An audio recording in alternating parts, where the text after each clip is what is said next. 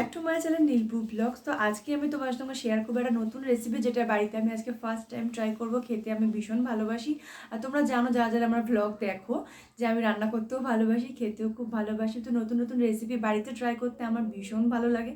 তো আজকের বানাবো হলো পাওভাজি, যেটা কম বেশি সবাই পছন্দ করে। তো তার জন্য এই যে পাওভাজির যে বোনগুলো সেগুলো আমি কিনে এনেছি, আর সাথে নিয়ে চলে এসেছে এই যে এভারেস্টের পাওভাজি মশলা, যেটা ছাড়া পাওভাজি একদমই অসম্পূর্ণ, যেটা ছাড়া হয় না আর কি।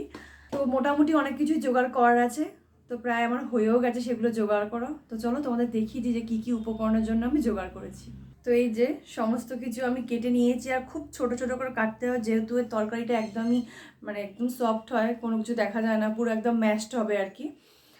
তো এই যে এখানে আমি পেঁয়াজগুলো ছোট করে কুচিয়ে নিয়েছি, টমেটোগুলো ছোট ছোট করে কুচিয়ে নিয়েছি, ক্যাপসিকাম ছোট করে কুচিয়েছি, এখানে রসুন আর আদাটাকে একদম ছোট ছোট করে কুচিয়েছি, আর এই যে নিয়েছি ধনেপাতা, আর টুকটাক যা মশলা লাগে তার মধ্যে পাওভাজি মশলাটা তোমাদের আমি দেখিয়ে দিয়েছি। আর বাটারটা মাস্ট, বাটারটা অনেকটাই লাগে। তো তার জন্য আমি আজকের এই যে একটা বাটার নিয়েও এসেছি, গোটা কতটা লাগবে জানি না, তো ছোটটা এনে লাভ নেই, সেজন্য একেবারে বড়টাই নিয়ে এসেছি। তো আর জোগাড় বলতে গেলে আলু সেদ্ধটা হয়ে গেছে, এবার সেটাকে মাখতে হবে, আর টুকটাক যা মশলা লাগে। তো এবার রান্নাটা আমি স্টার্ট করব, আর ভিডিওটি তোমরা অবশ্যই স্কিপ না করে পুরোটা দেখো, আশা করি ভালো লাগে। তো এবার রান্নাটা আমি স্টার্ট করব, আশা করি তোমাদের ভিডিওটা খুব ভালো লাগবে, তো স্কিপ না করে পুরোপুরি দেখো। তো চলো স্টার্ট করে দিই রান্নাটা। তো প্রথমেই কড়াইটা গরম করে নিয়েছি, দিচ্ছি পরিমাণ মতন সাদা তেল। তেলটা এখানে একটু কম দিলাম, কারণ বাটারটা এখানে বেশি লাগবে। তো যে বাটারের একটা কিউব দিয়ে দিলাম, তো তেলের মধ্যে বাটারটা পুরো মেল্ট হয়ে গেছে। এতে দিয়ে দিচ্ছি এবার পেঁয়াজ কুচিগুলো। তো আমি মিডিয়াম ফ্লেমে রেখে রান্নাটা করব। তো পেঁয়াজটা হালকা ভাজা হয়ে গেছে, এবার আমি ক্যাপসিকামের কুচিগুলো দিয়ে দেবো। এবার ক্যাপসিকামটাকেও খুব ভালো করে পেঁয়াজের সঙ্গে 2-3 মিনিট ভেজে নেব। ক্যাপসিকামটাও হালকা ভাজা হয়ে গেছে, এবার টমেটোর টুকরোগুলো দিয়ে দেবো। দিচ্ছি পরিমাণ মতো নুন। টমেটো দেওয়ার পর নুনটা দিলে টমেটোটা খুব ভালোভাবে সেদ্ধ হয়ে যায়, খুব তাড়াতাড়ি গলেও যায়, তাই টমেটো দেওয়ার পরে চেষ্টা করবেন নুনটা দেওয়ার। এবার 2 মিনিটের জন্য ঢেকে দেবো, যাতে টমেটোটা খুব ভালো করে গলে যায়।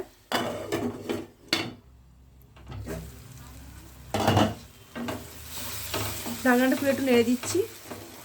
অনেকটা সফট হয়ে গেছে টমেটোটা, অনেকটা।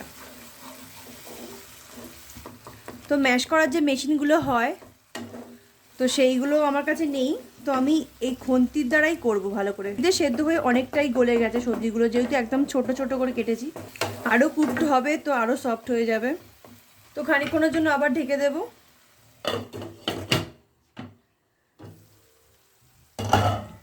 তো এতে সামান্য ধনেপাতা কুচি অ্যাড করছি। তো এবার অ্যাড করছি একটু লঙ্কার গুঁড়ো, খুব বেশি দিচ্ছি না, নাহলে প্রচণ্ড যদি ঝাল হয়ে যায়। এর মধ্যে সেদ্ধ করে রাখা আলুটা দিয়ে দিয়েছি, দিয়ে ভালো করে নাড়ছি, ভালো করে মিশাচ্ছি এর সাথে, যাতে মশলাগুলো আলুর সাথে খুব ভালো করে মিশে যায়। আসলে আলুটা দেওয়ার সময় আমার ফোনের ক্যামেরাটা একটু প্রবলেম করেছে, যার কারণে আমি দেখাতে পারলাম না। শুধু আলু সেদ্ধটাই দিয়েছি আর একটু নুন দিয়ে দিয়েছি, ব্যাস। দিয়ে এবারে আগের কষানো মশলার সঙ্গে আলুটা খুব ভালো করে মেশাচ্ছি। তো এর মধ্যে আরেকটু আমি পাওভাজির মশলা অ্যাড করছি, আর সামান্য ধনেপাতা অ্যাড করছি, দিয়ে একটু ভালো করে মিশিয়ে নেব।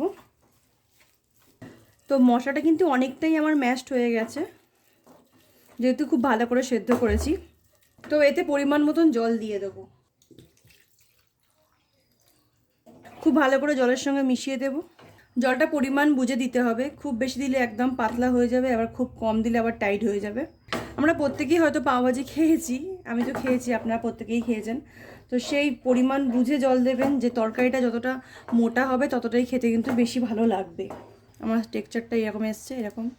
যেহেতু এটা ভালো করে আরও ফোটাবো, সেহেতু আমি আরেকটু পরিমাণ জল দিয়ে দিচ্ছি।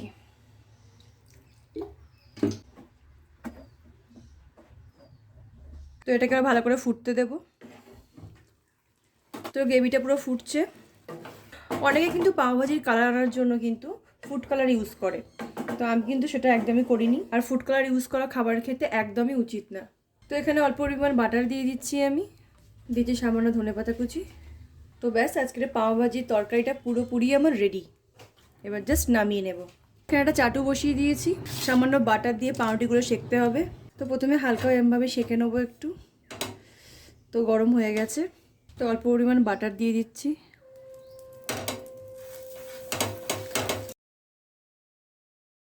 তো এটা শাঁকা আমার হয়ে গেছে, এবার নামিয়ে নেব। তো একটা প্লেটে আমি গুছিয়ে নিয়েছি, আর নিয়েছি এটা পাতিলেবুর টুকরো। তো পাতিলেবুর রস ছাড়া কিন্তু পাওভাজির তরকারিটা একদমই জমে না। দিয়ে দিলাম, এবার টেস্ট করার পালা। তো এই যে গুছিয়ে রেডি হয়ে গেছি খাওয়ার জন্য, দেখি টেস্ট করে কেমন হয়েছে।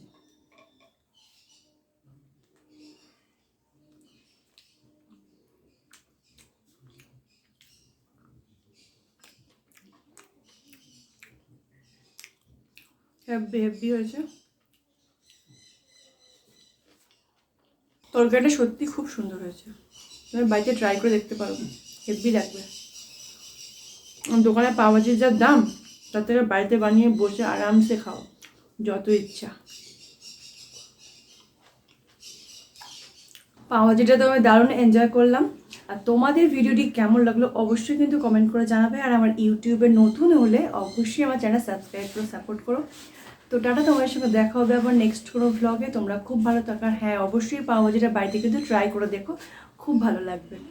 টাটা।